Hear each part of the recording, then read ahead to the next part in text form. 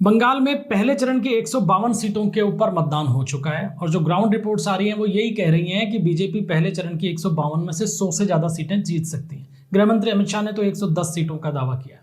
काफी लोग इसके ऊपर सवाल उठा रहे हैं, मेन स्ट्रीम मीडिया भी ये बोलने से बच रही है और सवाल ये उठाया जा रहा है कि बीजेपी आखिर 100 सीटें जीत कैसे सकती है पहले चरण के अंदर। तो आज हम आपको वही बताएंगे कि बीजेपी इन 100 सीटों का दावा जो कर रही है या जो 100 सीटें बीजेपी को पहले चरण में मिल सकती हैं वो कैसे मिल सकती है। देखिए 152 सीटों की जिनकी बात हो रही है उनमें से पिछले विधानसभा चुनाव में बीजेपी ने 59 सीट्स जीती थी। पहली बार बीजेपी बंगाल के अंदर चुनाव लड़ रही थी और 59 सीट्स जीत गई। ये चमत्कार नहीं था, ये वहां के वोटर का फ्रस्ट्रेशन था टीएमसी के प्रति, जो वोट में कन्वर्ट हुआ और पहली बार ये लगा 10 साल बाद में मतदाताओं को कि टीएमसी के सामने कोई मजबूती से खड़ा है, क्योंकि लेफ्ट और कांग्रेस गठबंधन मजबूत था नहीं, लिहाजा बीजेपी के साथ वो वोटर जुड़ा और बीजेपी 59 सीट्स जीत गई। ये 59 सीट्स बीजेपी ने बदस्तूर बरकरार रखने की कोशिश की और ये तय मान के चलिए कि इन 59 सीटों में से कोई 2-3 सीट प्लस माइनस हो जाए तो बात अलग है। बाकी बीजेपी ने इन 59 सीटों की मजबूत किलेबंदी कर रखी थी और यही किलेबंदी उसका 59 सीटों से उसकी पहले चरण में शुरुआत करवाती है। अब इसके आगे की स्थिति देखिए, 152 में से 59 बीजेपी जीती थी और 84 सीट ऐसी थी जिसके ऊपर बीजेपी दूसरे नंबर पर रही थी। और इन 84 सीटों के अंदर से करीब 35 सीट ऐसी थी जिनके ऊपर बीजेपी कम मार्जिन से हारी थी, यानी 15,000 वोटों तक का जो आंकड़ा था वो टीएमसी की जीत का रहा था। तो 59 और ये 35, 59 में अगर आप 35 को प्लस करते हैं तो ये 94 सीट्स पे आ जाती है। यानी ये 94 सीट वो थी जो प्राइमरी लेवल के ऊपर बीजेपी ने टारगेट कर रखी थी कि इन 94 को तो अपने पास में लाना ही लाना है। अब 59 सीटों का आंकड़ा बीजेपी के पास पहले था और बाकी जो 35 सीटें वो थी जो टीएमसी 15,000 वोटों तक के मार्जिन से जीती। अब 15,000 वोटों में खेल क्या हुआ है देखिए, एक तो एसआईआर के कारण औसतन हर विधानसभा सीट के ऊपर 10% वोट कम हो गया। तो पहला डेंट जो लगा टीएमसी को वो तो यही लगा कि 10,000 के आसपास वोट हर सीट के ऊपर कटे। और ये कौन से कटे, ये बहुत महत्वपूर्ण है। ये वो वोटर कटा जो शिफ्ट हो चुका था, ये वो वोटर कटा जो मर चुका था और ये वो वोटर था जो इसके की डुप्लीकेट नाम, यानी 2 जगह मतदाता सूचियों में थे, लिहाजा एक जगह से कट गए। तो इस 10,000 वोटों का नुकसान किसको हुआ? टीएमसी को। और ये क्यों दावा किया जाता है कि एसआईआर में मुख्य रूप से नुकसान टीएमसी को हुआ? वो इसलिए दोस्तों कि एसआईआर के अंदर शुरुआत में जो 63 लाख नाम कटे थे वो वही थे जो मर चुके हैं, जो स्थानांतरित हो चुके हैं या जो डुप्लीकेट वोटर्स थे। इसका फायदा हमेशा बंगाल के अंदर जो सत्ताधारी दल है उसने उठाया है ऐसे नामों का, क्योंकि सत्ताधारी दल हमेशा पश्चिम बंगाल के अंदर दादागिरी से चुनाव करता रहा, दूसरे सामने वाली पार्टी को कभी चुनाव लड़ने ही नहीं दिया, फेयर वोटर्स को मतदान केंद्रों तक जाने ही नहीं दिया। तो पहले ये काम लेफ्ट का कैडर किया करता था, उसके बाद टीएमसी का कैडर ने किया। तो ये जो वोट, चूंकि वास्तविकता में ये वोट था ही नहीं और फर्जी वोट बंगाल में कौन डलवा सकता था ये सब जानते हैं, तो ये 10% वोट जो था इसका सीधे तौर पे टीएमसी को नुकसान हुआ। इसके बाद में बीजेपी ने टारगेट इन सीटों के ऊपर हिंदू वोट को किया। देखिए एक बात बिल्कुल स्थापित है कि मुस्लिम वोटर्स का जो मतदान का जो प्रतिशत है वो लगभग 90 के आसपास रहता है सब जगह, बंगाल में तो ये 90 से ऊंचा भी रहता है। हिंदू वोटर्स का वोटिंग परसेंट कम रहता है, लेकिन टीएमसी के इस पैटर्न को फॉलो करते हुए बीजेपी ने इस बार टारगेट ये किया कि हिंदू वोटर्स का मैक्सिमम वोट डलवाना है। और यही कारण है कि औसतन हर सीट के ऊपर पहले चरण की जो सीटें हैं उनमें 3 से 7% वोटिंग बढ़ गई। ये जो वोटिंग बढ़ी है इसमें 90% हिस्सा हिंदू वोटर्स का है, जो कि कम डलता था क्योंकि बड़ी संख्या में जो प्रवासी श्रमिक थे वो बंगाल आते ही नहीं थे, उनके वोट फर्जी तरीके से डाल दिए जाते थे। लेकिन इस बार अफवाहों के माध्यम से ही सही ये वोटर वापस बंगाल आया है और इसने डाला है, और हिंदू वोट जो डला है वो पूरी तरीके से कंसोलिडेट नजर आया बीजेपी के पक्ष में। तो ये एक बड़ा डेंट दूसरा होता है टीएमसी को। और तीसरा जो डेंट है वो ये है कि चुनाव आयोग के जो प्रबंध रहे, चुनाव आयोग की जो शक्ति रही, सिक्योरिटी फोर्सेस जो रही, उन्होंने चुनाव के अंदर किसी भी तरीके की गड़बड़ी होने ही नहीं दी, किसी मतदाता को प्रभावित नहीं होने दिया, किसी मतदाता को रुकने नहीं दिया, जो सोर्स जैमिंग जैसी समस्याएं होती थी वो भी नहीं होने दी।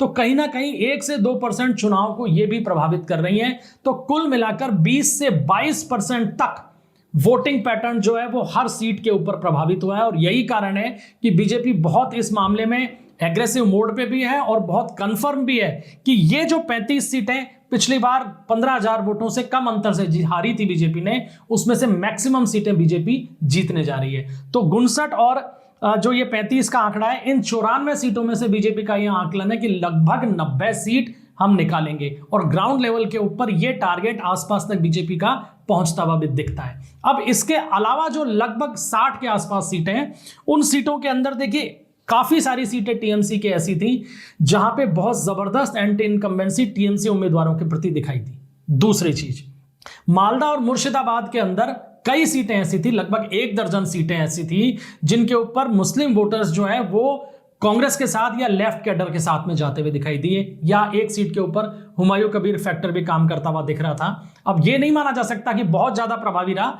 लेकिन कहीं ना कहीं इस मुस्लिम वोट के अंदर इन सीटों पे फ्रैक्शन आया है और उस फ्रैक्शन का फायदा बीजेपी को मिलता हुआ दिख रहा है। कांग्रेस और लेफ्ट ने जिस तरीके से थोड़े बहुत ही सही लेकिन टीएमसी के वोट काटे हैं, और टीएमसी के उम्मीदवारों की जो पर्सनल एंटी इनकम्बेंसी थी वो भी लगभग 10 से 15 सीटों के ऊपर टीएमसी को भारी पड़ती हुई दिख रही है। और इन सब के ऊपर जो एक फैक्टर काम कर रहा था वो काम कर रहा था परसेप्शन का।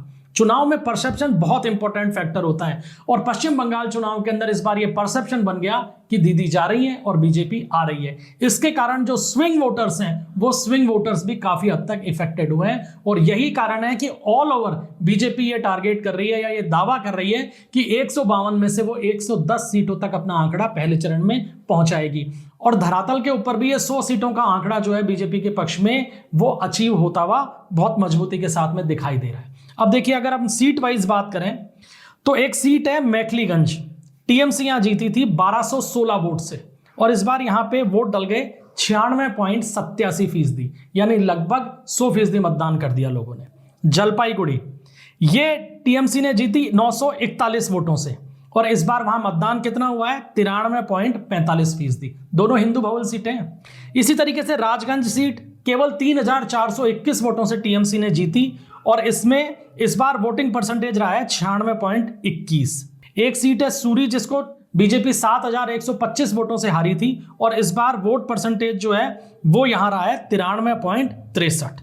तो यानी हर उस सीट के ऊपर, जो मुस्लिम सीटों के ऊपर तो होता ही है, हर हिंदू बहुल सीट के ऊपर मतदान प्रतिशत जो है वो 3 से 7% तक उछल गया है। और यही कारण है कि इसका सीधा फायदा बीजेपी के पक्ष में इसलिए माना जा रहा है क्योंकि ना बीजेपी ने ना टीएमसी ने, दोनों ने ये कोशिश नहीं की कि चुनाव ध्रुवीकरण के ऊपर हो, लेकिन अंततः मतदान के दिन सीधे तौर पर जो वोट होता हुआ दिखाई दिया वो ध्रुवीकरण के आधार पर ही होता हुआ दिखाई दिया कि मुस्लिम वोटर ज्यादातर सीटों के ऊपर, बल्कि 99% सीटों के ऊपर टीएमसी के साथ जाता हुआ दिखाई दिया। वहीं जो हिंदू वोटर है वो बीजेपी के पक्ष में कंसोलिडेट होता हुआ दिखाई दिया। तो ऐसी जो सीटें थी जहां करीब 40% तक भी मुस्लिम थे, लेकिन वहां दूसरा फैक्टर यह है कि वहां 60% हिंदू वोटर्स भी हैं, और उनका कंसोलिडेशन जो है उन सीटों के ऊपर मुस्लिम समुदाय की 40% सब आबादी के बावजूद बीजेपी के फेवर में होता हुआ दिखाई दिया। तो ये वो आंकड़े हैं, या जो ये ग्राउंड की जो रिपोर्ट है वो ये तथ्य प्रस्तुत कर रही है कि 100 सीटों का आंकड़ा जो है बीजेपी का 152 सीटों में से वो निश्चित रूप से बीजेपी टच करने जा रही है, और इससे आगे बढ़ जाए तो इसमें कोई आश्चर्य नहीं होना चाहिए। अब सवाल ये उठता है कि इस तरीके का हिंदुओं का कंसोलिडेशन या हिंदुओं का ध्रुवीकरण बीजेपी ने करवाया कैसे। देखिए, इस बार बीजेपी के लिए बंगाल के अंदर जीवन और मरण का चुनाव था। बीजेपी को पता था कि इस लेवल के ऊपर तैयारियां फिर कभी होना संभव नहीं है, अगर इस बार भी नहीं तो कभी नहीं वाली स्थिति आ गई थी। और यही कारण है कि हिंदू वोटर्स में मैन टू मैन मार्किंग की कोशिश की गई हर बूथ के ऊपर, चाहे बीजेपी का संगठन वहां खड़ा था या नहीं था, लेकिन वहां पे कम से कम 10 कार्यकर्ताओं की फौज तैयार की गई हर बूथ के ऊपर, जो वहां की ग्राउंड की जानकारी पार्टी संगठन को दे रहे थे, और पार्टी संगठन के जो मैसेज थे वो आम जनता तक उनके संदेश पहुंचाने की कोशिश कर रहे थे। तो इस तरीके से हर बूथ को साधा गया।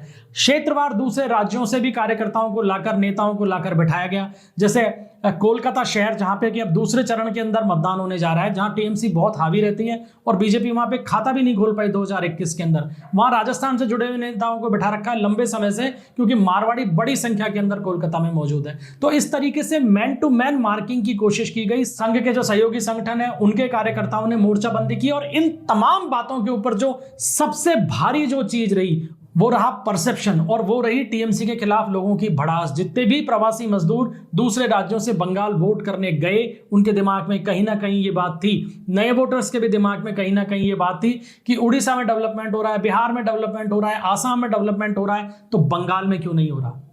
बंगाल में कमी क्या है? बंगाल जो हिंदुस्तान का सबसे बड़ा इंडस्ट्रियल स्टेट हुआ करता था किसी जमाने में, आज सबसे पीछे क्यों खड़ा है? तो ये तमाम बातें जो ये थी, ये सीधे तौर पर बंगाली प्राइड से जुड़ते हुए लोगों के दिमाग में आई, और यही कारण है कि मिडिल क्लास वोटर भी इस बार, जिसको भद्र लोग कहते हैं, वो भी इस बार टीएमसी के पाले से निकल के बीजेपी की तरफ जाता हुआ दिखाई दिया है। अब इसका कितना असर होगा ये देखना रोचक होगा जो सेकंड फेज का इलेक्शन होगा, क्योंकि उन 142 सीटों के अंदर टीएमसी का डोमिनेंस रहा है बहुत जबरदस्त तरीके से, लेकिन जो हवा 152 सीटों से शुरू हुई है वो निश्चित रूप से अगले चरण की 142 सीटों में भी पहुंचने वाली है।